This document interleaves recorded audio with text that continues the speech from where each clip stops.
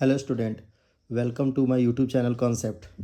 Student, दो video already objective का हम बना चुके हैं और आज हम लोग बनाएंगे मॉडल सेट 3। ठीक है, तो ये सिर्फ ऑब्जेक्टिव उस टाइप का नहीं है कि जो मॉडल पेपर में दिया हुआ है, बल्कि उन सारे ऑब्जेक्टिव क्वेश्चंस को अच्छे से पढ़ेंगे। उनसे रिलेटेड जितने भी ऑब्जेक्टिव क्वेश्चन बन सकते हैं उनका भी आंसर करेंगे, ताकि एग्जामिनेशन में ज़्यादा से ज़्यादा ऑब्जेक्टिव हम टच कर सकें। ठीक है, तो चलिए वीडियो को बिना देरी के हुए स्टार्ट करते हैं। मॉडल पेपर 3 दो का वीडियो ऑलरेडी बना चुके हैं, स्टार्ट करने जा रहे हैं 3। तो ये देखिए मॉडल सेट 3 है और ये हमारा रहा क्वेश्चंस ऑब्जेक्टिव। तो इन क्वेश्चंस पे नज़र डालते हैं। आपको अच्छे से दिख रहा होगा। ये देखिए, ये फर्स्ट क्वेश्चन है। तो फर्स्ट क्वेश्चन है, अष्टफलकीय रिक्तियाँ कितने गोलों से घिरी होती है? तो वो होती है 6 गोलों से, क्योंकि अष्टफलकीय रिक्तियाँ जो होती है, जब गोलों के ठोस अपना व्यवस्थित क्रम बनाते हैं तो किन्हीं 6 लगातार गोलों के बीच में जो खाली स्थान बच जाता है उसको कहते हैं अष्टफलकीय रिक्तियाँ। इसीलिए अगर कितने गोलों से घिरा होता है तो आंसर क्या हो जाएगा? 6। ठीक है, अगर इसी क्वेश्चन से एक और क्वेश्चन पूछ सकता है कि चतुष्फलकीय रिक्तियाँ कितने गोलों से घिरी होती है? तो चतुष्फलकीय रिक्तियाँ घिरी होती है 4 गोलों से। ठीक है, तो ऐसा नहीं कि चतुष्फल की है तो 4, अष्टफल की है तो 8, जी नहीं, बल्कि ये 6 गोलों से घिरा होता है। इसका ज्यामितीय संरचना जो होता है अष्टफलाकार होता है, लेकिन 6 गोलों से घिरा होता है। और चतुष्फल की रिक्तिया जो होता है वो 4 गोलों से घिरा होता है। ठीक है, नेक्स्ट क्वेश्चन है, सोडियम ऑक्साइड Na2O में सोडियम की सहसंयोजक संख्या क्या होगी? तो देखो, सोडियम जो ऑक्साइड होता है वो एंटी फ्लोराइड प्रकार का संरचना बनाता है, जिसमें O2 आयंस जो होता है, इसका जो O2 आयंस होगा, O2 आयंस ये जो है FCC जालक बनाता है। और Na+ सभी टेट्राहेड्रल वॉइड्स में होता है, यानी FCC में Na जो होता है वो टेट्राहेड्रल वॉइड्स में होता है। इसलिए हम कह सकते हैं कि प्रत्येक आयन, सोडियम आयन जो होता है वो 4 ऑक्साइड आयन के बीच में होता है। तो सोडियम की उपसर्ग संख्या कितना होगा? 4 होगा। ठीक है, नेक्स्ट क्वेश्चन है, निम्नलिखित में से कौन सी आकृति के जोड़े में क्रमशः चतुष्फलकीय वॉइड और अष्टफलकीय वॉइड होते हैं? चतुष्फलकीय वॉइड व तो चतुष्फलकीय रिक्तियाँ। ठीक है, और अष्टफलकीय रिक्तियाँ कौन से जोड़े में होते हैं? ठीक है, तो इसका आंसर हो जाएगा सी, HCP और CCP। ठीक है, HCP का फुल फॉर्म होता है हेक्सागोनल क्लोज पैकिंग और CCP का मतलब होता है क्यूबिक क्लोज पैकिंग। तो अष्टफल की रिक्तियाँ होती है HCP में, और नहीं, चतुष्फल की रिक्तियाँ होती है SCP में, और अष्टफल की रिक्तियाँ होती है CCP में। नेक्स्ट है,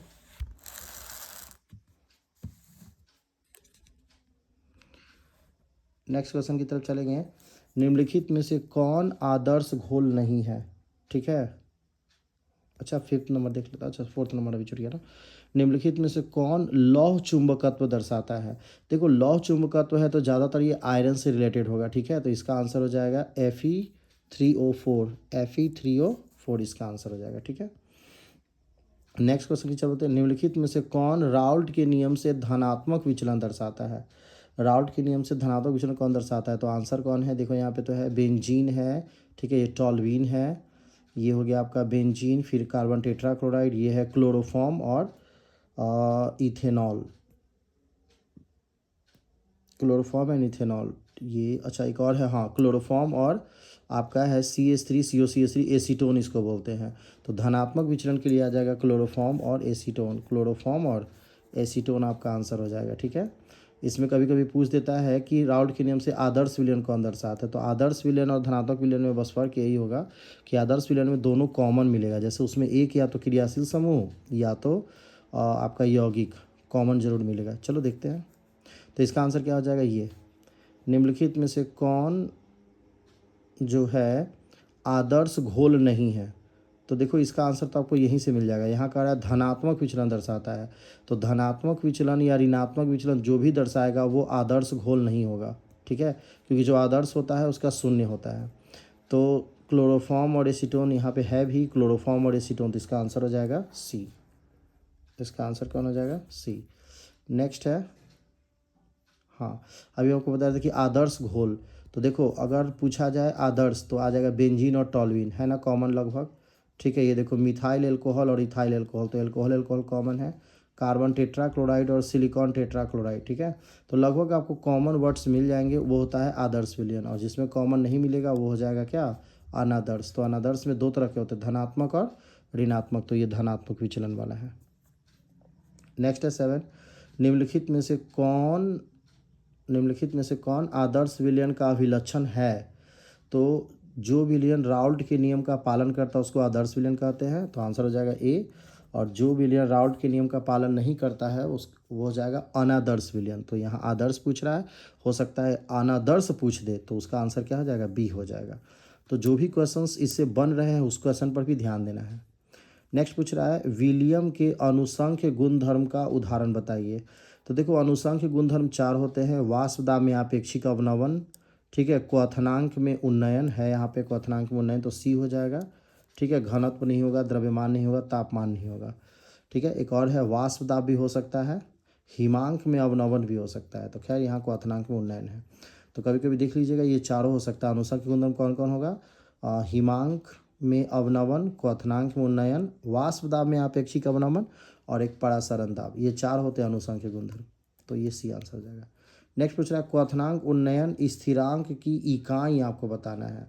तो क्वथनांक उन्नयन की स्थिरांक की इकाई हो जाएगा तुम्हारा केल्विन केजी प्रति मोल। और केजी प्रति मोल जो होता है वो मोल लता का विपरीत होता है, तो यहाँ पर आप केल्विन मोल लता इन्वर्स भी बोल सकते हैं। तो इसका आंसर क्या होगा, ए। ठीक है, बाकी ये होगा नहीं मोल केजी, केल्विन इन्वर्स तो होगा नहीं, सब में केल्विन इन्वर्स है। यहाँ है भी तो ये केजी दिया हुआ है, केजी इन्वर्स।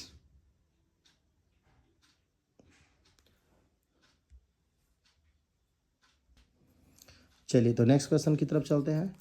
नेक्स्ट क्वेश्चन है हमारा 10 नंबर। क्या बोल रहा है, परासरण के दौरान अर्धपरागम्य झिल्ली से जल का प्रवाह होता है, किधर से किधर होता है। तो अर्धपरागम्य झिल्ली के दोनों ओर से समान प्रवाह होता है, नहीं, अर्धपरागम्य झिल्ली के दोनों ओर से असमान अनइक्वल प्रवाह दर से होता है। ये तो कुछ सही लग रहा है, लेकिन देख लेते हैं।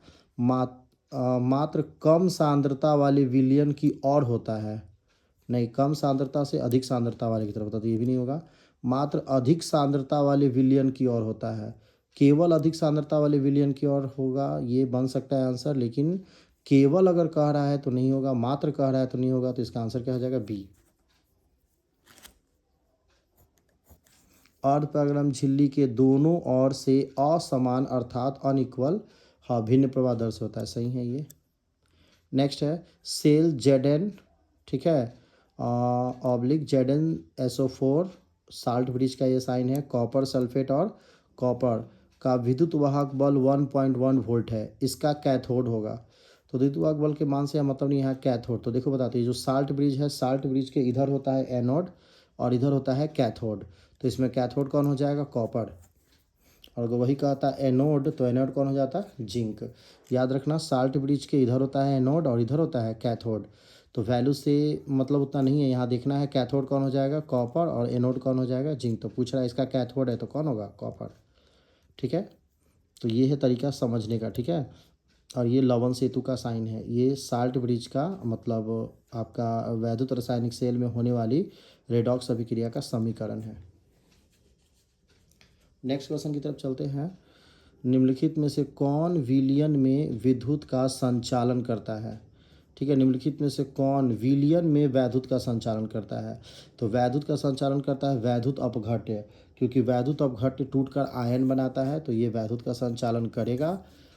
वैद्युत अनअपघट्य ये आयन नहीं बनाता है। तो कभी कभी क्वेश्चन ऐसे भी बनते हैं कि वैद्युत अपघट्य किसे कहते हैं। तो जो पदार्थ विलयन में टूटकर आयन बनाता हो, जिससे विलयन विद्युत का चालक हो जाता है, उसे क्या कहते हैं, वैद्युत अपघट्य। और सेम ऐसा ना करे तो वो हो जाएगा वैद्युत अनअपघट्य। H2O तो उदासीन होता है, तांबे का तार ये कंडक्टर होता है, लेकिन किसी को संचालक नहीं बनाता है। तो आंसर क्या होगा, ए होगा। ठीक है, तो आई होप आपको बहुत अच्छा से समझ में आ रहा होगा।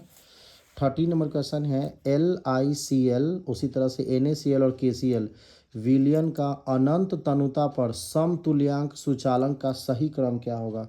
समतुल्यांक सूचालन का सही क्रम क्या होगा। तो देखो इसका सही क्रम कैसे पता चलेगा, तो आपको देखना होगा इसमें सबसे अच्छा जो है सक्रिय कौन है। तो इसमें सबसे अच्छा सक्रिय कौन है, पोटासियम। पोटासियम से कम सक्रिय है सोडियम और उससे सबसे कम सक्रिय है लिथियम। तो यहाँ पूछ रहा है सुचालकता का, तो सबसे ज़्यादा सुचालक होगा KCl, फिर होगा NaCl और फिर होगा LiCl। तो आंसर क्या होगा इसका? बी हो जाएगा। ठीक है, आंसर क्या हो जाएगा? बी। ठीक है, बहुत सारे बच्चे NaCl देखते हैं तो NaCl टिक कर देते हैं। लेकिन सोडियम से ज़्यादा क्रियाशील कौन होता है? पोटासियम। तो आंसर हो जाएगा KCl, फिर NaCl और फिर LiCl। तो ये हो जाएगा आंसर। नेक्स्ट है, ये हो गया अनंत तनुता। अनंत का साइन है, ठीक है। अनंत मोलर चालकता NH4 डॉट डॉट डॉट के बराबर होगा। ठीक है, तो ये कोलराउस का नियम है। ठीक है, कोलराउस का नियम हमेशा वैद्युत अपघट्य चालकता से संबंधित होता है। तो इसमें देखो बताते हैं, ये जो है टूटेगा तुम्हारा NH4 प्लस और OH माइनस में, लेकिन यहाँ पर जो है NH4 प्लस दिया हुआ है, साथ साथ दे दिया है NH4Cl भी दे दिया है। ठीक है, NH4 क्या दे दिया है? Cl भी दे दिया है। तो आपको देखना होगा कि इन दोनों से बैलेंस करके कौन आता है। तो यहाँ देखो तो NH4 है और यहाँ NH4Cl है और एक बार प्लस ये माइनस ACl है। तो मान लेते हैं H जो है वो क्या करेगा, हाँ H जो है किसी को काट नहीं रहा है, Cl सिर्फ इसको काटेगा। तो यहाँ पर आपका बच जाएगा क्या? NH4 दो को बच जाएगा। तो ये आंसर होगा नहीं। इसमें देखते हैं NH4Cl है, NH4OH है और NaCl है। तो Na को काट देगा, Cl को काट देगा, तो बच जाएगा NH4OH और आपका NH4OH चाहिए ही। तो इसका आंसर क्या हो जाएगा? बी हो जाएगा। ठीक है, इसमें देखते हैं NH4Cl है, NaCl है और फिर माइनस NaOH है। तो अगर सोडियम सोडियम माइनस है तो सोडियम सोडियम रिप्लेस हो जाएगा, OH रिप्लेस हो जाएगा, तो बच जाएगा NH4Cl। यहाँ NH4OH है तो ये होगा नहीं। इसी तरह से मिलाना है। ठीक है, NaOH है, NaCl है, तो यहाँ देखो माइनस कर रहा है NH4Cl, तो NH4 और इसमें NH4 कटेगा भी, तो ये भी नहीं होगा। तो इस तरह का दूसरा क्वेश्चन भी बन सकता हो सकता है यहाँ पूछ दे कि अनंत अनुता NH4Cl का क्या होगा। तो Cl का ये हो जाएगा, कैसे ये हो जाएगा? तो ये देखो NH4Cl का ये हो जाएगा कैसे? NH4Cl है और यहाँ NaCl है, फिर NaOH है, तो Na कैंसिल। ठीक है, नहीं ये भी नहीं होगा क्योंकि OH इसमें कहाँ कट रहा है? नहीं कट रहा है। ये देखते हैं, हाँ देखो ये H इसमें भी नहीं कट रहा है। तो अगर ऐसा कुछ रहा तो ध्यान ऐसे रखना है कि देखना है कटने के बाद क्या बच रहा है। देखो जैसे NH4OH है तो यहाँ माइनस किया हुआ है NaCl, Na cancel, Cl cancel, तो बच जाएगा NH4OH। तो ये होगा इसका आंसर। ठीक है, नेक्स्ट है 15 नंबर क्वेश्चन। पदार्थ जिन्हें ईंधन सेल में ईंधन के रूप में व्यवहार किया जाता है वो कौन हो सकता है इन चारों में से? ठीक है, हाइड्रोजन, मीथेन, मीथेनॉल। तो देखो हाइड्रोजन हो सकता है, मीथेन भी हो सकता है क्योंकि हाइड्रोकार्बन है, मीथेनॉल भी हो सकता है क्योंकि एक अच्छा विलायक का काम करेगा इसमें। कोक नहीं होगा, कोक ठोस पदार्थ है, इसका मतलब ईंधन सेल में इसका यूज नहीं होता है। पेट्रोल काफ़ी सक्रिय होगा नहीं, डीजल किरोसिन नहीं होगा, लकड़ी बिल्कुल नहीं होगा। तो आंसर सिर्फ क्या होगा इसका? ए होगा, हाइड्रोजन, मीथेन और मिथेनॉल। तो कभी कभी ऐसे क्वेश्चन होंगे आपको ऑप्शन देख के पहचानना होगा कौन नहीं हो सकता। ईंधन सेल में ज़्यादातर जो होता है लिक्विड पदार्थ होते हैं या वाष्पशील पदार्थ होते हैं, तो लकड़ी नहीं होगा। ठीक है, कोक नहीं होगा, ये ज़्यादा क्रियाशील है, ये नहीं होगा। तो आंसर हो गया हाइड्रोजन, मीथेन और मिथेनॉल। ठीक है, नेक्स्ट है, किसी द्वितीय कोटि की अभिक्रिया का वेग स्थिरांक की इकाई क्या होगा? तो द्वितीय कोटि की अभिक्रिया का वेग स्थिरांक का इकाई, देखो किसी भी कोटि की अभिक्रिया का वेग स्थिरांक निकालना हो तो इसका जो फॉर्मूला होता है, वेग स्थिरांक का फॉर्मूला जो होता है वो होता है मोल प्रति लीटर, हो जाता है 1 - n प्रति सेकंड या प्रति मिनट भी। ठीक है, तो द्वितीय कोटि के लिए क्या कर देना है? द्वितीय कोटि के लिए क्या कर देना है? n=2 कर देना है। क्या कर देना है? 2 कर देना है। तो जैसे ही n=2 यहाँ पुट करोगे, तो ये क्या आ जाएगा? ये हो जाएगा मोल प्रति लीटर और यहाँ n-2 हो जाएगा और ये प्रति सेकंड।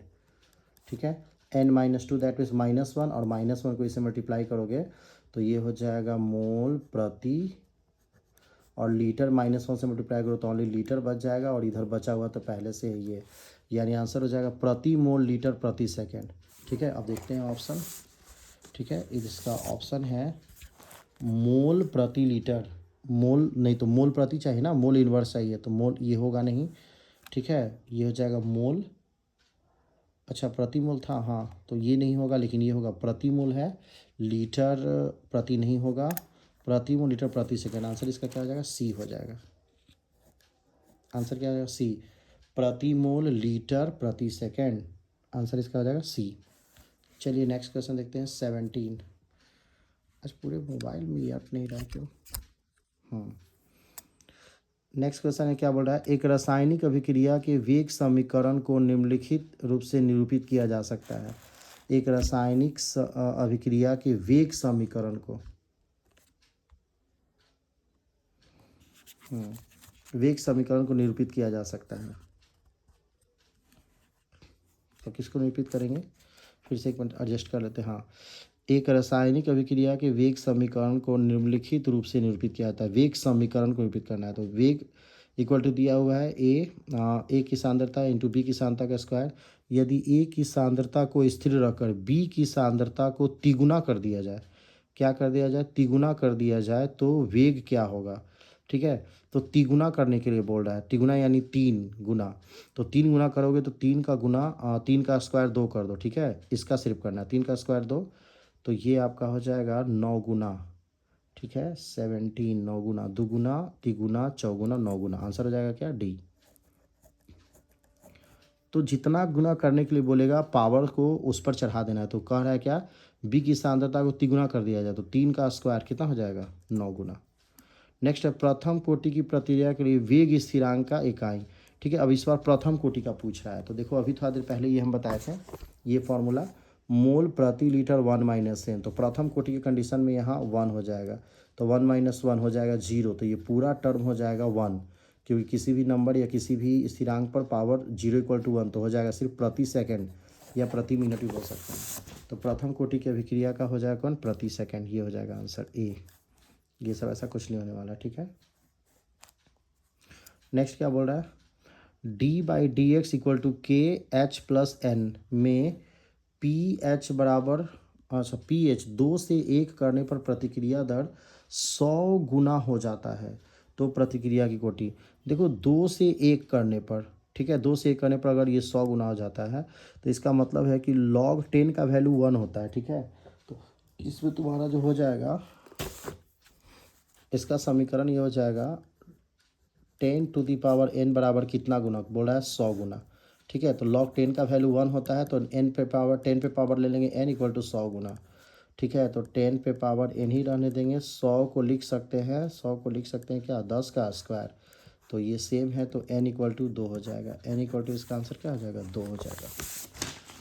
तो देख लेते हैं इसमें आंसर क्या हो जाएगा। इसका आंसर हो जाएगा बी। इसका आंसर क्या हो जाएगा? बी। नेक्स्ट क्वेश्चन कह रहा है, निम्नलिखित में से कौन लायोफिलिक कोलाइड है? देखो फिलिक मतलब होता है जो जल के प्रति आकर्षित हो। कल भी मॉडल पेपर में बताए थे लायोफोबिक। तो फोबिक मतलब जो जल को लाइक नहीं करता हो, जल में डिजॉल्व नहीं होता हो। तो जल में डिजॉल्व होने वाला यहाँ तो गम है। ठीक है, और जल में डिजॉल्व किया जिसमें दोनों कणों के बीच में आकर्षण भी हो उसको बोलते हैं लायोफिलिक। वैसे तो डिजॉल्व दूध भी हो जाएगा, लेकिन यहाँ फिलिक मतलब होता है, सबसे अच्छा बेस्ट आंसर ये होगा गम, क्योंकि जिस विलयन के कण आपस में आकर्षण दर्शाते हैं उसको कहते हैं लायोफिलिक, गम होगा। और जो आपस में आकर्षण नहीं दर्शाते हैं वो होता है लायोफोबिक। ठीक है, और कल वाले में हाइड्रोफोबिक के बारे में डिस्कशन किए थे। हाँ ठीक है, तो इसका आंसर हो जाएगा गम। चलिए तो नेक्स्ट चलते हैं। नेक्स्ट क्वेश्चन कह रहा है 21। अच्छा नंबर छूट गया है। 21 कह रहा है क्या? 298 केल्विन पर 1 ग्राम चारकोल के द्वारा निम्नलिखित में से किस गैस का सबसे अधिक आयतन अधिशोषित होगा? ठीक है, 298 एक नॉर्मल टेम्परेचर है। 1 मिनट लाइट बढ़ाते हैं। ठीक है, अब आप लोग अच्छे से दिख रहा होगा क्या हो रहा है। 298 केल्विन पर 1 ग्राम चारकोल के द्वारा निम्नलिखित में से किस गैस का सबसे अधिक आयतन अधिशोषित होगा? देखो चारकोल पे अगर किसी गैस का अच्छा अधिशोषण होता है तो वो होता है CO2। वो क्या होता है? CO2 गैस का आंसर हो। इसका आंसर क्या हो जाएगा? 21 का हो जाएगा सी आंसर हो जाएगा। ठीक है,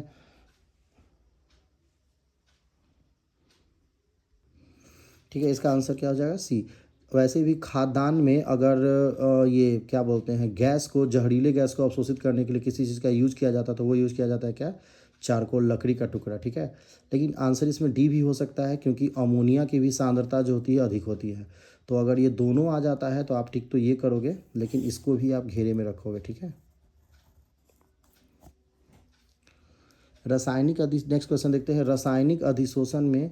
अच्छा, इस क्वेश्चन में अगर आप दोनों में से क्लियर आंसर लिखना चाहो तो आप इसके साथ जाना, ठीक है। वैसे ज़्यादातर ये CO2 के लिए उपयोगी होता है, लेकिन अमोनिया की सांद्रता जो होती है CO2 से अधिक होती है, तो आंसर इसका क्या हो जाएगा, डी हो जाएगा। तो अगर ये, वैसे तो आंसर CO2 होगा, लेकिन अगर ये दोनों ऑप्शन आ जाता है तो आप क्या टिक करोगे, डी टिक करोगे। चलिए नेक्स्ट क्वेश्चन की तरफ चलते हैं। रासायनिक अधिशोषण में कितनी परतें होती हैं, ठीक है। तो रासायनिक अधिशोषण में बिल्कुल एक परत होती है। वैसे तो एक या दो ही पे टिक होगा, क्योंकि अनेक और शून्य होगा नहीं, लेकिन रासायनिक में कितना होता है, एक होता है। रासायनिक अधिशोषण में कितनी परत होती है, तो एक, ठीक है। नेक्स्ट क्वेश्चन है, रासायनिक अधिशोषण में लगभग ऊर्जा उत्सर्जित होता है कितना से कितना। तो रासायनिक अधिशोषण में जो ऊर्जा उत्सर्जित होता है वो होता है 80 से 240। कितना होता है वो, 80 से 240, ठीक है।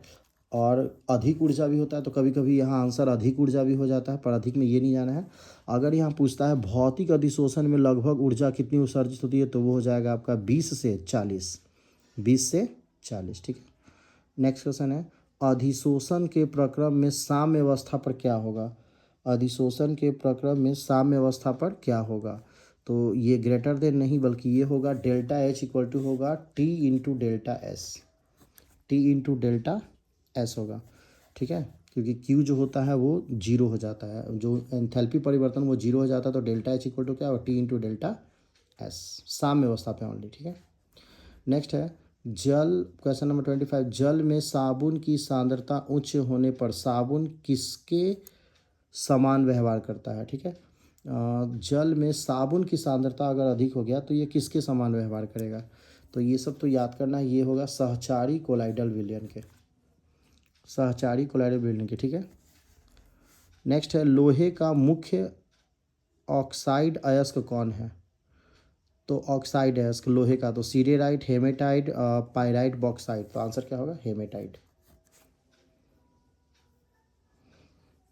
नेक्स्ट क्वेश्चन है, धातु के ऑक्साइड को कार्बन या कार्बन मोनोऑक्साइड के द्वारा धातु में अवकृत करने की प्रक्रिया क्या कहलाती है, ठीक है। धातु में अवकृत करने की प्रक्रिया क्या कहलाती है, देखो तो प्रगलन, भर्जन, निस्तापन, निक्षालन, तो आंसर होगा प्रगलन। अगर बात करें कार्बन या कार्बन मोनोऑक्साइड से धातु में अवकृत करना, तो ये काम भट्ठी में होता है, और भट्ठी में लगभग उच्च तापमान पर गलाने की प्रक्रिया को क्या कहते हैं, प्रगलन। और वही अगर वायु उपस्थित हो जाए, और वायु की उपस्थिति में गलनांक से नीचे गर्म करना हो, तो वो हो जाएगा भर्जन। और वायु की उपस्थिति में अनुपस्थिति में गलनांक से नीचे गर्म करना हो, तो वो हो जाएगा निस्तापन, ठीक है। और निक्षालन तो शुद्धिकरण प्रक्रिया है, भौतिक प्रक्रिया है, तो आंसर क्या होगा, प्रगलन। तो इन चारों को थोड़ा ध्यान से देख लीजिएगा, एग्जामिनेशन में चारों से क्वेश्चन बन सकते हैं, ठीक है। तो गलाने की प्रक्रिया को प्रगलन कहते हैं। गलनांक से कम तापमान पर वायु की उपस्थिति में गलाना भर्जन कहलाता है, और गलनांक से कम वायु की अनुपस्थिति में गलाना निस्तापन कहलाता है, और निक्षालन भौतिक प्रक्रिया है। नेक्स्ट है, सीने बार का अयस्क क्या होगा, ठीक है। सीने बार का अयस्क जो है वो क्या होगा, तो सीने बार मरकरी का अयस्क है, तो आंसर हो जाएगा इसका HGS। PbS होता कब, जब शीशा का होता, टीन का होता तो ये होता, और PbCO3 भी किसका है, आपका लेड का है, तो मरकरी का अयस्क है, तो आंसर क्या हो जाएगा, HGS।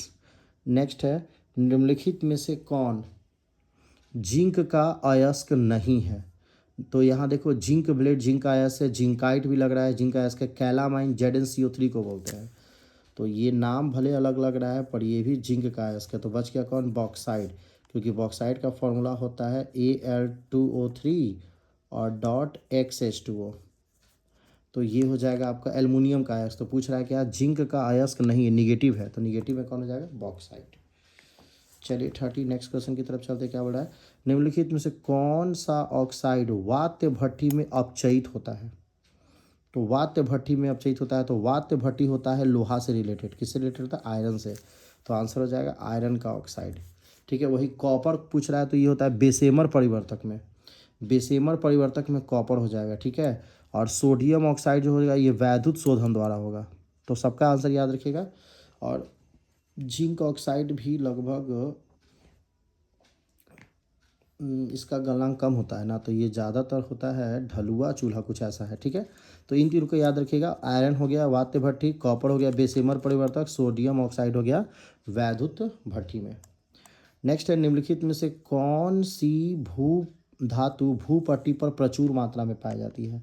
तो कौन सी धातु भूपट्टी पर सबसे ज़्यादा पाया जाता है? मैग्नीशियम होगा नहीं।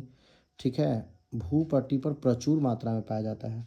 सोडियम बिल्कुल नहीं। एल्युमिनियम, आंसर क्या होगा? एल्युमिनियम सर्वाधिक मात्रा में पाया जाता है। चलिए नेक्स्ट क्वेश्चन की तरफ चलते हैं। नेक्स्ट क्वेश्चन क्या बोल रहा है कि निम्नलिखित में से कौन रंगीन होता है? ठीक है, निम्नलिखित में से कौन क्या होता है? रंगीन होता है। तो अमोनिया उदासीन होगा। NO2 देख लेते हैं, ये भी बिल्कुल उदासीन होगा। बिल्कुल, इसका आंसर क्या हो जाएगा? NO2। 32 का आंसर क्या हो जाएगा? NO2। नेक्स्ट कह रहा है P4O10 में सिग्मा आबंध की संख्या कितनी होती है? P4 है, ठीक है, P4O10 में सिग्मा आबंध की संख्या कितनी होती है? देखो, एक फास्फोरस होता है वो लगभग जो है 4 सिग्मा बॉन्ड बना लेता है। ठीक है, तो लगभग यहाँ P4 है, तो आंसर इसका आ जाएगा 16। आंसर क्या आ जाएगा? 16। नेक्स्ट क्वेश्चन कर रहा है त्रिक्षारकीय अम्ल कौन है? तो देखो, त्रिक्षारकीय उसको बोलते हैं जिसमें OH का संख्या 3 हो। ठीक है, तो अगर आप इसका स्ट्रक्चर बनाओगे तो P जो है वो बिल्कुल इस तरह का स्ट्रक्चर बनाता है। ठीक है, और आपको क्या करना है, इसमें लोन पेयर एक होता है। ठीक है, लेकिन यहाँ पे ऑक्सीजन है ना, तो डबल बॉन्ड O हो जाएगा। ठीक है, और उसके बाद O यहाँ वैसे लोन पेयर होता है। ठीक है, लेकिन ऑक्सीजन की कंडीशन में डबल बॉन्ड O हो जाएगा। अब यहाँ पे आपको देखना है कि कितना है हाइड्रोजन इसके पास, तो H3 है। ठीक है, तो इन तीनों पर क्या लग जाएगा? H लग जाएगा। H और यहाँ पे क्या लगेगा? H। तो जितना OH होगा उसको बोलेंगे तो त्रिक्षारकीय यही हो जाएगा। H3PO4 जो है वो त्रिक्षारकीय हो जाएगा। अगर यहाँ H2 होता तो द्विक्षारकीय, तो यहीं से पता चल जाएगा आंसर। अब देखते हैं लगभग इसमें आंसर कहाँ है। H3PO4 ये हो जाएगा इसका आंसर ए। ठीक है, लेकिन आप कहोगे सर H3 तो यहाँ भी है, तो यहाँ ऑक्सीजन कम है, एक ऑक्सीजन डबल बॉन्ड में चला जाएगा तो दो ही को बनेगा OH। ठीक है, एक H अकेला रह जाएगा। यहाँ भी कुछ उसी तरह का है, ऑक्सीजन कम है, यहाँ भी ऑक्सीजन क्या है? कम है। तो ऑक्सीजन एक डबल बॉन्ड के साथ 3 सिंगल बॉन्ड ऑक्सीजन इसी में बच रहा है, तो आंसर होगा ये H3PO4। ये हो जाएगा आपका द्विक्षारकीय। ठीक है, ये क्या हो जाएगा? द्विक्षारकीय। ये हो जाएगा एक क्षारकीय, मोनोक्षारकीय हो जाएगा। ठीक है, ये क्या हो जाएगा? मोनोक्षारकीय। नेक्स्ट क्वेश्चन देखते हैं 35।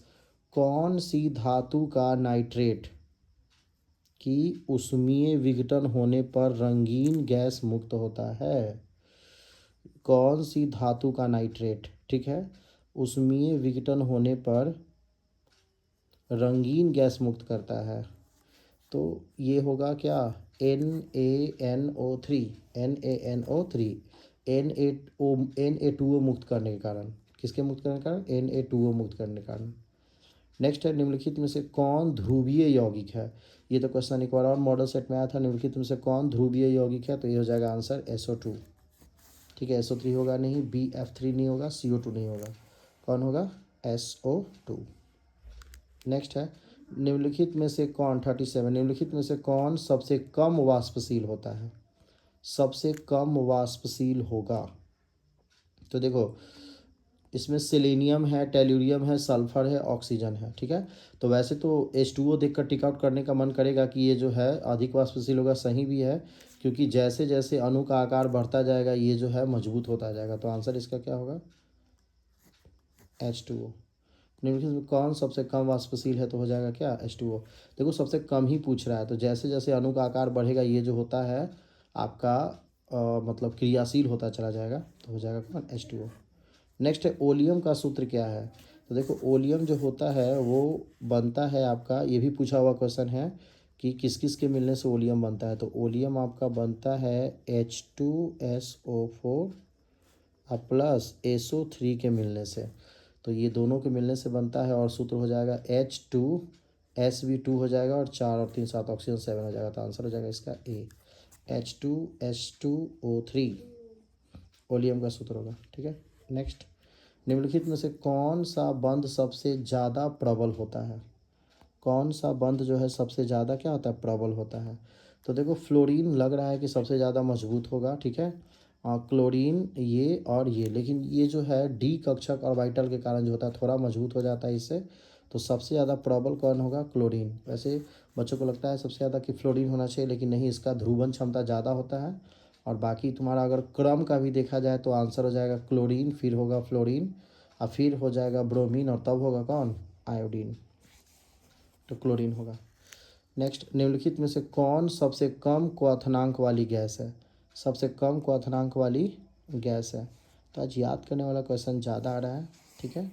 तो कम क्वथनांक वाली गैस है, तो सबसे कम क्वथनांक किसका होगा? हीलियम का,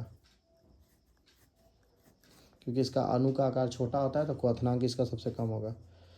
नेक्स्ट है, निम्नलिखित में से कौन प्रथम संक्रमण तत्व श्रेणी का सदस्य है? तो देखो प्रथम संक्रमण तत्व में तुम्हारा कौन कौन आ जाएगा? निकेल बिल्कुल आएगा, यही होगा, टिक कर दो, ठीक है। क्योंकि प्रथम संक्रमण तत्व का मतलब हो गया कि परमाणु संख्या 21 से लेकर 30 तक आना चाहिए, तो इसका 28 होता है। बाकी एक्टेनियम एक्टेनॉइड्स है, कैडमियम 47, और ये ऑरस भी है जो 21 से 30 के बीच में नहीं आता है। चलिए नेक्स्ट क्वेश्चन की तरफ चलते हैं, क्या कह रहा है? 42 कह रहा है क्या? प्रथम संक्रमण श्रेणी में उच्चतम ऑक्सीकरण अवस्था प्रदर्शित करता है। तो हम बता चुके हैं कि इसमें सबसे ज़्यादा ऑक्सीकरण अवस्था +7 होता है, वो होता है मैग्नीज का। किसका होता है? मैग्नीज का। तो ये पूछा हुआ क्वेश्चन है, बहुत बार पूछा हुआ क्वेश्चन है। ऐसे ये भी पूछता है कि प्रथम संक्रमण तत्व की सामान्य ऑक्सीकरण अवस्था कितना होता है? तो सामान्य ऑक्सीकरण अवस्था +2, और सबसे ज़्यादा ऑक्सीकरण अवस्था +7, और वो कौन शो करता है? Mn। नेक्स्ट है, प्रथम कतार के संक्रमण तत्वों का सबसे सामान्य ऑक्सीकरण अवस्था कितना? तो देखो अभी डिस्कशन कर रहे थे कि सबसे सामान्य अगर ऑक्सीकरण अवस्था पूछे तो वो होगा +2। वो क्या होगा? +2। देखो अभी इस क्वेश्चन पे हम बात कर रहे थे, और इस क्वेश्चन पे बात करते हुए हमने एक और क्वेश्चन बताया कि अगर सामान्य पूछेगा तो +2, और सबसे अधिक पूछेगा तो +7। तो देखो आ गया ना इससे बनता हुआ एक और क्वेश्चन। तो इसी तरह से हम क्वेश्चन को बना बनाकर और भी बताएंगे कि एक क्वेश्चन से कितने क्वेश्चंस बन सकते हैं। तो देखो आ ही गया +2, ठीक है। और ये सभी शो कर सकता है, जितना भी है इसका प्रथम संक्रमण तत्व का, प्रथम कतार संक्रमण तत्व या प्रथम संक्रमण तत्व एक ही है, तो सबका +2 होगा। नेक्स्ट है, निम्नलिखित में से कौन, अच्छा निम्नलिखित में से कौन एक प्रथम संक्रमण श्रेणी का तत्व नहीं है? ठीक है, नहीं है। तो प्रथम संक्रमण तत्व में बहुत सारा क्वेश्चन आ गया, 21 से 30 तक। तो लोहा 26 होता है, क्रोमियम 24 होगा, निकेल 28 होगा, मैग्नीशियम नहीं होगा क्योंकि इसका 12 होता है। तो इसका आंसर हो जाएगा सी, ठीक है। इसका आंसर क्या हो जाएगा? सी। नेक्स्ट, किस ग्रुप के तत्वों को संक्रमण तत्व कहा जाता है? तो वो कहा जाता है डी ब्लॉक को, ठीक है। पिछले मॉडल पेपर में जिक्र किए हैं। पी ब्लॉक को मिश्रित वर्ग कहा जाता है, एस ब्लॉक को क्षारीय वर्ग कहा जाता है, डी ब्लॉक को संक्रमण तत्व कहा जाता है, और एफ ब्लॉक को अति संक्रमण तत्व कहा जाता है। तो याद रखिएगा एफ ब्लॉक अति संक्रमण तत्व हो जाएगा। तो ये चारों से क्वेश्चंस बन सकते हैं। नेक्स्ट पूछ रहा है NiC in bracket C2O4 4 minus में Ni की समवन संख्या। तो समवन संख्या जो होता है यहीं से पता चल जाएगा, यहाँ 3 है, लेकिन 3 और इसका जो ऑक्सीकरण संख्या है वो है -2। तो -2 × 3 +6 होगा। ये बहुत बार आया हुआ क्वेश्चन है, ठीक है। बहुत सारे बच्चे 3 देकर टिक आउट कर देते, नहीं, देखना है कि लीजेंड्स डाई वैलेंट है या मोनोवैलेंट है। अगर मोनोवैलेंट है तो 1 से मल्टीप्लाई करेंगे इसके इस नंबर को, डाई वैलेंट है तो 2 से मल्टीप्लाई करेंगे, ट्राई वैलेंट है तो 3 से मल्टीप्लाई करेंगे। C2O4 जो है वो डाई वैलेंट होता है, ठीक है। तो डाई वैलेंट होगा तो मल्टीप्लाई कितना से करेंगे? 2 से। तो 2 × 3 कितना हो जाएगा? 6। कभी कभी इसमें ऑक्सीकरण संख्या भी पूछ देगा, तो ऑक्सीकरण संख्या करेंगे -2 × 3 -6 हो जाएगा, उसमें से 4 घटा देंगे तो हो जाएगा +2। तो ऑक्सीकरण संख्या से भी क्वेश्चंस बनते हैं, ठीक है। ऐसे क्वेश्चंस आएंगे तो हम बताएंगे, लेकिन ऑक्सीकरण संख्या से भी क्वेश्चन बनते हैं। नेक्स्ट है, निम्नलिखित में से कौन एक द्विलवण का उदाहरण है? द्विलवण, तो देखो ये है K4FeCl6, ब्रैकेट है इसका पहचान ये होगा, ठीक है। ऐसे यौगिकों में ब्रैकेट होता है, उपसंयोजक यौगिक होता है, तो आप सूत्र देकर पहचान जाओगे। ब्लीचिंग पाउडर में इस तरह का कोई ब्रैकेट नहीं होता, हाइपोफॉस्फोरस में पोटासियम में इस तरह का ब्रैकेट ही होता।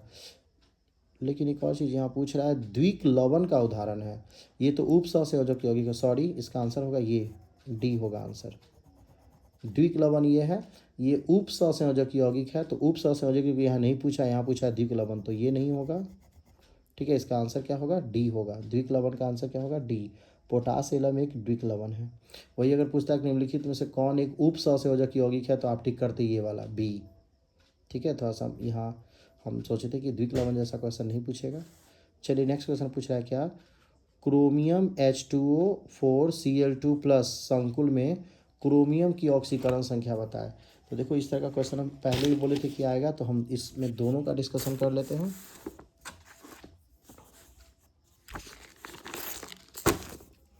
क्या है हमारा क्वेश्चन, हमारा क्वेश्चन है क्रोमियम है, ठीक है। अच्छा, क्रोमियम के पहले K3 भी है, और नहीं K3 तो अगले वाले में है। क्रोमियम है, उसके बाद H2O है, H2O का होल 4 है, Cl2 है प्लस में क्रोमियम का ऑक्सीकरण संख्या। तो ऐसे कंडीशन में ऑक्सीकरण संख्या कैसे निकालते हैं, जिसका निकालना होता है x मानते हैं। H2O का तुम्हारा हो जाएगा 0 × 4, क्लोरीन का होता है -1 × 4, ठीक है। और +1 का मतलब हो गया एक इलेक्ट्रॉन लॉस हुआ है, तो लॉस हुआ है तो यहाँ -1 करेंगे, = 0 करके इसको सॉल्व कर देंगे। तो ये क्या हो जाएगा, x 0 × 4 0, ठीक है, प्लस माइनस माइनस, तो ये हो जाएगा -4, और यहाँ भी -1 = क्या हो जाएगा, 0। तो x = हो जाएगा +5, क्या हो जाएगा, +5। तो क्रोमियम का ऑक्सीकरण संख्या इसमें क्या होगा, +5 होगा। ठीक है, कौन सा क्वेश्चन है, क्वेश्चन नंबर है 48। तो 48 का हो जाएगा +5 +3। अच्छा, 1 मिनट चेक कर लेते हैं, फिर से देखते हैं। ये देखो तो क्रोमियम 2, अच्छा यहाँ देखो तो क्लोरीन का 2 ही है ना, तो यहाँ 2 होगा, तो यहाँ हो जाएगा तुम्हारा 3। ठीक है, बहुत अच्छा। तो इसका आंसर क्या हो जाएगा, +3। वो मिस्टेक हो गया था, हम लोग यहाँ पे 2 था और हम यहाँ 4 लेके चल गए थे, तो -1 × 2 -2, और ये -1, तो हो गया तो आपका +3। नेक्स्ट पूछ रहा है K3CrCr2O3 पर फिर से 3 है में क्रोमियम की उप सहसंयोजक संख्या। तो हम क्या बोले थे कि उप सहसंयोजक संख्या के लिए देखना है कि ये जो ब्रैकेट के अंदर है कौन सा लीजेंट है। तो ये डाईवैलेंट है, क्या है, डाईवैलेंट में 3 से मल्टीप्लाई कर दो, तो इसका आंसर भी हो जाएगा 6। ठीक है, इसका भी आंसर क्या हो जाएगा, 6 हो जाएगा। बिल्कुल ये क्वेश्चन यहाँ रिपीटेड है, ये देखो, यहाँ देखो यहाँ, ठीक है। तो यहाँ भी 6 था, यहाँ भी क्या हो गया, 6 हो गया। ठीक है, नेक्स्ट है H2P3Cl6 का आयुपैक नाम बताइए। ठीक है, इसका आयुपैक नाम आपको बताना है। तो क्वेश्चन हमारा क्या है, एक बार क्वेश्चन लिख लेते हैं। H2PTCl6 का आयुपैक नाम, ये देखो H2PTCl6। तो सबसे पहले इसका ऑक्सीडेशन नंबर निकाल लेंगे पीटी का। तो हाइड्रोजन का हो जाएगा आपका +1 × 2 है, पीटी का x मान लेंगे, और क्लोरीन का -1 × 6, -1 × 6 = 0। तो ये क्या हो जाएगा, +2 + x - 6 = 0, आ जाएगा x = +4। क्या आएगा, +4। अब नेमिंग कैसे करेंगे, तो नेमिंग करेंगे यहाँ से हाइड्रोजन, इसका नेमिंग जनरल वही हो जाएगा हाइड्रोजन। ठीक है, लीजेंड्स, ये जो शंकु सत्ता है को जिसको कॉम्प्लेक्स सब्सटेंस बोलते हैं, हम लोग चलेंगे कहाँ, राइट से लेफ्ट, तो ये हो जाएगा, यहाँ से स्टार्ट करेंगे। तो हाइड्रोजन हेक्सा, ठीक है, क्लोरीन को क्लोरिडो कहते हैं।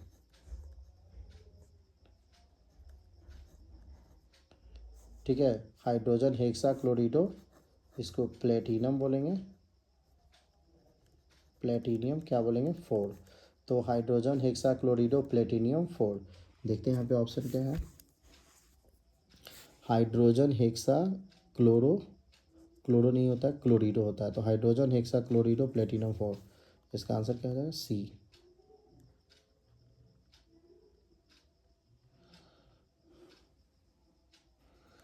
हाइड्रोजन हेक्सा, 1 मिनट,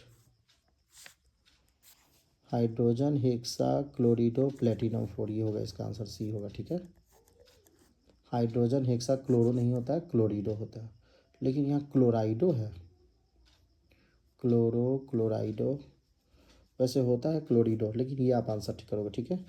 इसमें आंसर गलत दिया हुआ है, 50 का ए आंसर दिया हुआ है पर गलत है, क्लोरो नहीं होगा, क्लोरो है आपके ऑर्गेनिक के आयु पैक में क्लोरो कहते हैं, क्लोरिडो कहते हैं, ठीक है। इसमें क्या कहते हैं, क्लोरिडो, तो क्लोराइडो लगभग ठीक है, मैच यही कर रहा है।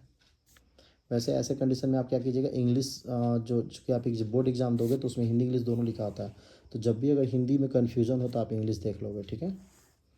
नेक्स्ट पूछ रहा है क्या, निम्नलिखित यौगिक या यौगिक की चतुष्फल की आकृति है। अच्छा, इसमें से किस यौगिक का आकृति जो है वो क्या है, चतुष्फल की ये है, ये आपसे पूछा जा रहा है, ठीक है। तो चतुष्फल की आकृति के लिए हम बताए थे कि कोऑर्डिनेशन नंबर 4 होना चाहिए और साथ साथ जो लीजेंड्स है वो होना चाहिए वीक लीजेंड्स। तो दो ही गो स्ट्रॉन्ग लीजेंड्स होता है, एक होता है आपका CN, ठीक है, और एक होता है आपका CO। तो देखते हैं, 4 है क्लोरीन है तो ये वीक है, तो इसका चतुष्फल की होगा, CN है, 4 है, इसका चतुष्फल की नहीं होगा, इसका वर्ग समतलीय होगा, क्या होगा, वर्ग समतलीय।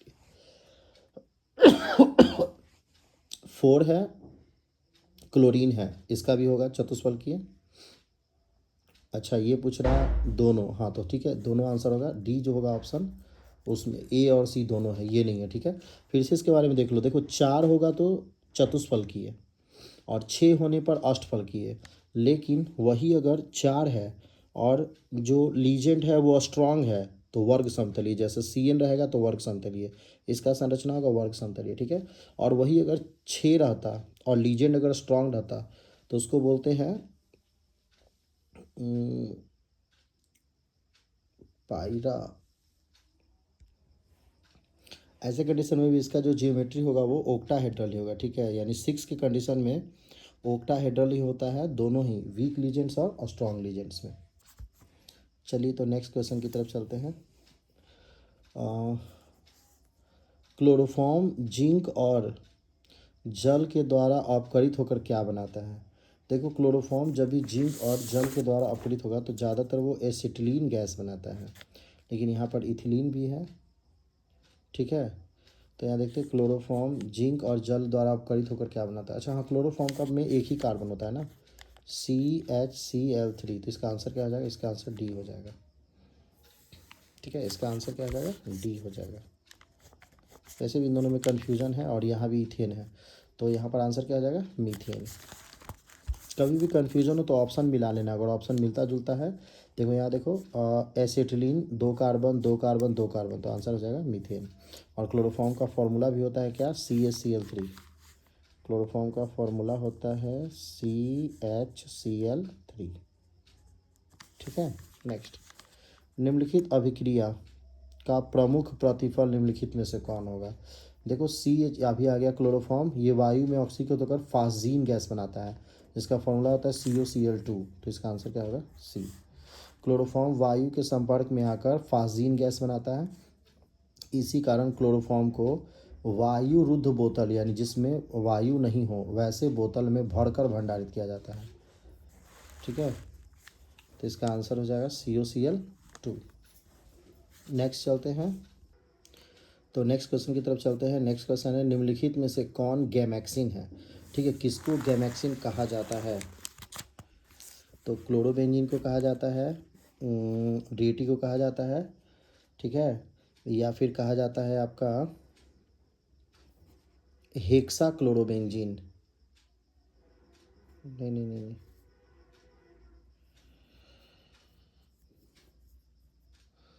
Benzene hexachloride. अच्छा हाँ, देखो हेक्साक्लोरोबेंजीन को बेंजीन हेक्साक्लोराइड कहा जाता है, तो आंसर इसका क्या होगा, C, बेंजीन हेक्साक्लोराइड, हाँ ठीक है।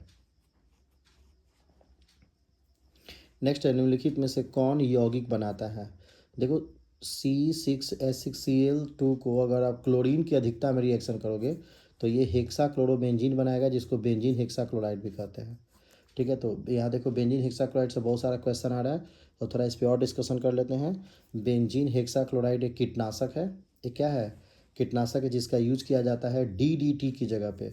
देखो, कीटनाशक DDT भी है, DDT भी है, पर DDT जो है ये प्रदूषण उत्पन्न करता है, ये जैव अनअपघटनीय है, इसीलिए इसको रिप्लेस करके क्या यूज़ किया गया, BHC, बेंजीन हेक्सा क्लोराइड, ये बेंजीन हेक्साक्लोराइड, इसी को कहते हैं हेक्साक्लोरोबेंजीन। ये आयुपैक नाम है, ये कॉमन नाम है।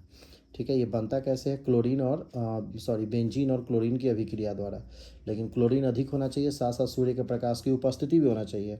अगर क्लोरीन सीमित मात्रा में रहा और यहाँ कोई कार्बनिक विलायक या निर्जल एल्युमिनियम क्लोराइड रहा तो बनेगा पी, मतलब पैरा डाइक्लोरोबेंजीन, तो ये बन जाएगा, याद रखिएगा। ठीक है, तो इसका कंडीशन है क्लोरीन अधिक होना चाहिए, सूर्य का प्रकाश भी उपस्थित होना चाहिए। नेक्स्ट क्वेश्चन है आपका 56। ये जो है इसका आयुपैक नेम क्या होगा, तो इसका आयुपैक नेम मॉडल सेट 1 में भी आया था। यहाँ से काउंटिंग करेंगे 1 2 3, ये हो जाएगा 2 मिथाइल प्रोपेन 1 ऑल। तो इसमें है 2 मिथाइल ब्यूटेन तो होगा नहीं, 2 मिथाइल प्रोपेन 1 ऑल, ये होगा इसका आंसर। तो इसका आंसर होगा ये। ठीक है, ये जो है आइसो ब्यूटिल एल्कोहल, ये कॉमन नेम है। तो अगर यहाँ पर पूछ दिया कि इसका कॉमन नेम क्या होगा तो ये टिक कीजिएगा, आइसो ब्यूटिल एल्कोहल। ठीक। नेक्स्ट पूछा, निम्नलिखित में से किसकी अभिक्रिया एल्कील हाइलाइट से कराने पर ईथर बनता है। ठीक है, ये क्वेश्चन, ये भी रिपीटेड क्वेश्चन है। ठीक है, ये भी क्या है, रिपीटेड क्वेश्चन। इसमें आंसर होगा Ag2O, शुष्क Ag2O।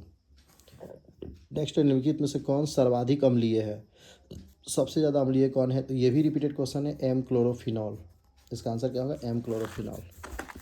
चलिए तो अब नेक्स्ट क्वेश्चन की तरफ चलते हैं। ग्लिसरॉल क्या है, ग्लिसरॉल एक कौन है, प्राइमरी है, सेकेंडरी अल्कोहल है, या फिर मोनोहाइड्रिक है या ट्राइहाइड्रिक है। तो देखो, प्राथमिक होगा नहीं, प्राइमरी होगा नहीं, सेकेंडरी होगा नहीं, ये जब भी मोनो और डाई में कन्फ्यूजन है। ठीक है, तो ग्लिसरॉल के बारे में बता दें कि इसमें 3 OH होता है, तो 3 OH होगा तो ट्राईहाइड्रिक हो जाएगा। क्या हो जाएगा, ट्राईहाइड्रिक। नेक्स्ट है, ये जो यौगिक है इसका आयुपैक नेम क्या होगा, तो इसका आयुपैक नेम फिनॉल होगा। फिनाइल नहीं होगा, क्या होगा, फिनॉल। बेंजीन हाइड्रोक्लोराइड नहीं होगा, फिनाइल नहीं होगा, ये सब कुछ नहीं होगा। हाँ, बेंजाइल अल्कोहल किसको बोलते हैं, इस पर CH2OH लगा होना चाहिए, तो कभी कभी इससे भी क्वेश्चन आता है। इसको बोलते हैं बेंजाइल अल्कोहल, CH2OH को। तो बहुत सारे बच्चे देखकर ये टिक कर देते हैं कि इसमें बेंजीन और ऑल है तो बेंजाइल अल्कोहल नहीं, इसको कहते हैं बेंजाइल अल्कोहल और इसको कहते हैं फिनॉल। नेक्स्ट है, क्लोरेटोन बनता है जब क्लोरोफॉर्म की अभिक्रिया किससे कराई जाती है। ठीक है, क्लोरेटोन बनता है जब क्लोरोफॉर्म की अभिक्रिया, तो क्लोरेटोन, टोन लगा हुआ है तो एसीटोन होगा, इसका आंसर क्या होगा, एसीटोन से बनता है। ठीक है, नेक्स्ट है, संतृप्त मोनो कार्बोक्सिलिक अम्ल का सामान्य सूत्र क्या होगा। तो देखो, इसका सामान्य सूत्र तो वैसे तो ये होता है CnH2n+1 बॉन्ड COOH। ठीक है, लेकिन यहाँ पर लग गया है संतृप्त, तो ये भी होगा, असंतृप्त में डबल बॉन्ड होता। तो जो ऑप्शन है वो देखते हैं कि इससे मिलता जुलता ऑप्शन कौन है, तो CnH2n+1 है यहाँ पर और O2 है। क्या है, O2 है। तो यहाँ O2 तो है पर कार्बन हाइड्रोजन जो है मैच नहीं कर रहा है, तो देखते हैं किससे मैच कर रहा है ये आंसर। तो ये जो कार्बन है ये N में चला जाएगा और जैसे ही यहाँ H आएगा तो ये 2 हो जाएगा, जो 2 के मल्टीपल में हो जाएगा। तो 2n+2 को 2 का मल्टीपल बोल सकते हैं, क्योंकि देखो 2 दूनी 4 + 2 6 जो है वो 2 का मल्टीपल हो जाता है। तो इसको n कहेंगे, इसको 2n कहेंगे और ये O2 हो जाएगा। तो इसका आंसर क्या हो जाएगा, C हो जाएगा, CnH2nO2। ये किस तरह का एक है, प्राइमरी है, सेकेंडरी है, टर्शियरी है, सेकेंडरी है या लवण है। तो देखो NH2 किससे अटैच है, C से, और C से अटैच है और C के पास यहाँ 3 है, तो लग तो रहा है कि ये हो जाए टर्शियरी। लेकिन एमीन के कंडीशन में N से कार्बन का जितना श्रृंखला जुड़ा होता है उसको बोलते हैं प्राइमरी, सेकेंडरी, टर्शियरी। अगर N से एक श्रृंखला जुड़ा हो, कैसा भी हो, तो वो प्राथमिक होगा। N से 2 श्रृंखला जुड़ा हो तो सेकेंडरी होगा, और N से ही 3 श्रृंखला जुड़ा हो तो वो टर्शियरी होगा। ठीक है, तो ये हो जाएगा, एक ही श्रृंखला है तो ये हो जाएगा प्राइमरी। बहुत सारे बच्चे इसमें देखकर टर्शियरी टिक कर देंगे, नहीं, वो सिर्फ OH के कंडीशन में होता है, OH क्लोरीन के कंडीशन में होगा। NH2 के कंडीशन में N से श्रृंखला जोड़ता है, किससे जोड़ता है, N से। तो टर्शियरी होने के लिए N से इधर भी कार्बन, इधर भी कार्बन, इधर भी कार्बन जुड़ना होना चाहिए, N के पास हाइड्रोजन नहीं होना चाहिए। चलिए नेक्स्ट क्वेश्चन कह रहा है, नेक्स्ट क्वेश्चन एक यहाँ भी लगता है कि है, हाँ, इसका आयुपैक नेम, तो काउंटिंग किनारे से होगा 1 2 3, ये हो जाएगा प्रोपेन 2 अमाइन। तो ऑप्शन में देखते हैं, प्रोपेन 2 अमाइन है, प्रोपीलेमिन ही प्रोपेन 2 अमाइन, हाँ आंसर है C है। ठीक है, आइसोप्रोपीलेमिन ये जो होगा कॉमन नेम हो जाएगा, क्या हो जाएगा, कॉमन। नेक्स्ट है, बेंजीन डाइएज़ोनियम क्लोराइड के जलीय विलयन को गर्म करने से निम्नलिखित में कौन प्राप्त होता है? बेंजीन डाइएज़ोनियम क्लोराइड के जलीय विलयन से गर्म करेंगे तो ये फिनॉल प्राप्त होगा। क्या प्राप्त होगा? फिनॉल। ठीक है, नेक्स्ट क्वेश्चन देखते हैं। विटामिन जो खून को स्कंदित होने में मुख्य भूमिका निभाता है, जमा होने में, तो होगा विटामिन के। देखो इसमें बहुत सारा है। विटामिन ए पूछेगा तो इससे रतौंधी होता है। विटामिन डी जो है वो रिकेटस बीमारी उत्पन्न करता है। विटामिन ई जो है वो चमक उत्पन्न करता है चेहरे पर। और विटामिन के रक्त का थक्का जमने में हेल्प करता है, सॉरी कमी से रक्त का थक्का हो जाता है। नेक्स्ट है, निम्नलिखित में से कौन कार्बोहाइड्रेट प्रचुर मात्रा में पाया जाता है? Glucose, fructose, starch, cellulose. तो देखो सबसे ज़्यादा प्रचुर मात्रा में पाया जाने वाला तुम्हारा है सेलुलोज, क्योंकि ये सूती, ये कपड़ा, कॉटन सब में पाया जाता है, तो सेलुलोज बोलते हैं इसको। ठीक है, और पूछता है कि कौन सा कार्बोहाइड्रेट जल्दी एनर्जी के लिए उपयोग किया जाता है, तो वो होगा ग्लूकोज। सबसे ज़्यादा मीठा कार्बोहाइड्रेट कौन है, तो वो होगा फ्रुक्टोज। ठीक है, और तना में पाए जाने वाले कार्बोहाइड्रेट को कहते हैं स्टार्च। तो ये याद रखिएगा, ये सब अलग अलग सभी कार्बोहाइड्रेट है। सबसे ज़्यादा पाया जाने वाला कार्बोहाइड्रेट सेलुलोज, जल्दी एनर्जी देने वाला ग्लूकोज, सबसे मीठा कार्बोहाइड्रेट फ्रुक्टोज, और तना में पाए जाने वाला, पेड़ पौधों की तना में पाए जाने वाला कार्बोहाइड्रेट स्टार्च। नेक्स्ट है, निम्नलिखित में से किसमें ईस्टर बंद है, यानी एस्टर पाया जाता है किसमें? ठीक है, तो ये आपको देखना होगा किस में पाया जाता है। टेरिलीन में, नाइलॉन में बिल्कुल नहीं होगा, टेफ्लॉन भी नहीं होगा। इसमें फ्लोरीन डाइड कार्बन की जो डबल बॉन्ड फ्लोरीन होता है, बेकेलाइट। तो आंसर होगा टेरिलीन। आंसर इसका क्या होगा? टेरिलीन। नेक्स्ट है, बेकेलाइट फिनॉल से किसके साथ अभिक्रिया द्वारा प्राप्त होता है? तो बेकेलाइट फिनॉल और फॉर्मल्डिहाइड की अभिक्रिया द्वारा बनता है। फिनॉल और फॉर्मल्डिहाइड की अभिक्रिया से क्या बनता है? बेकेलाइट। तो आंसर हो जाएगा इसका सी। चलिए, तो लास्ट क्वेश्चन है आज का, देखेंगे अच्छे से। निम्नलिखित में से किसका उपयोग एंटासिड के रूप में होता है? तो मैग्नीशियम हाइड्रोक्साइड। हमारे बॉडी में एसिड को दूर कौन करता है? Magnesium hydroxide. तो विद्यार्थी, आपको आज का मॉडल सेट अच्छा लगा होगा। सभी क्वेश्चन से रिलेटेड एक दो क्वेश्चन हमने बनाया है, तो इस वीडियो को अच्छे से देखकर अपने आने वाले एग्जामिनेशन के लिए ऑब्जेक्टिव क्वेश्चन की तैयारी आप कर सकते हैं। तो मिलते हैं नेक्स्ट वीडियो में। ठीक है, मॉडल सेट 4 जल्दी ही बनाएंगे और जल्दी उसको अपलोड करेंगे। चलिए, तब तक के लिए have a nice day, bye bye.